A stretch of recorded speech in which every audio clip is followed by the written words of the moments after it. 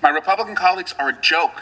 Even as Smith tried to stay above the political fray, I am not a politician, and I have no partisan loyalties. As he defended his more than 2-year investigation into President Trump. We followed the facts and we followed the law. Where that led us was to an indictment of an unprecedented criminal scheme to block the peaceful transfer of power. Smith's team charged Trump with conspiring to overturn the 2020 presidential election he lost, culminating in the January 6 Capitol riot. Smith and the Department of Justice dropped the charges after Trump was reelected. A separate case and 40 criminal charges related to classified documents Trump kept at his Mar-a-Lago estate in Florida were dismissed by a federal judge in 2024, who said Smith had been unlawfully appointed. Our investigation developed proof beyond a reasonable doubt that President Trump engaged in criminal activity. If asked whether to prosecute a former president based on the same facts today, I would do so regardless of whether that president was a Democrat or a Republican. Smith's testimony comes as the Trump administration continues to attack his credibility. The Justice Department has fired many who worked on the January 6 investigation.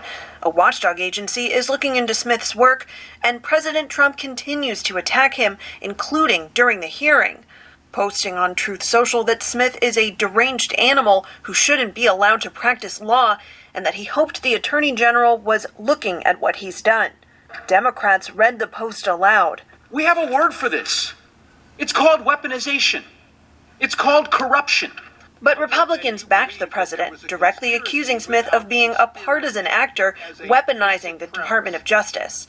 You, like the president's men for Richard Nixon, went after your political enemies. Maybe they're not your political enemies, but they sure as hell were Joe Biden's political enemies, weren't they? They were Harris's political enemies. They were the enemies of the president, and you were their arm, weren't you? No. Republicans also pressed Smith about secretly obtained subpoenas for records of phone calls made by Republican senators around January 6.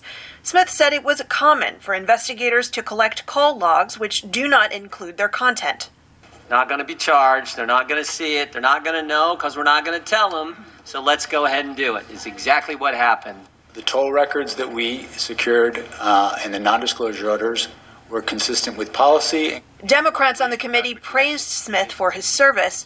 I think you're a great American, and you came out of this as being somebody who people can respect and look up to. And asked about how many Republicans he relied on during his investigation into the 2020 election. Some of the most powerful witnesses were witnesses who, in fact, were fellow Republicans who had voted for Donald Trump, who had campaigned for him, and who wanted him to win the election.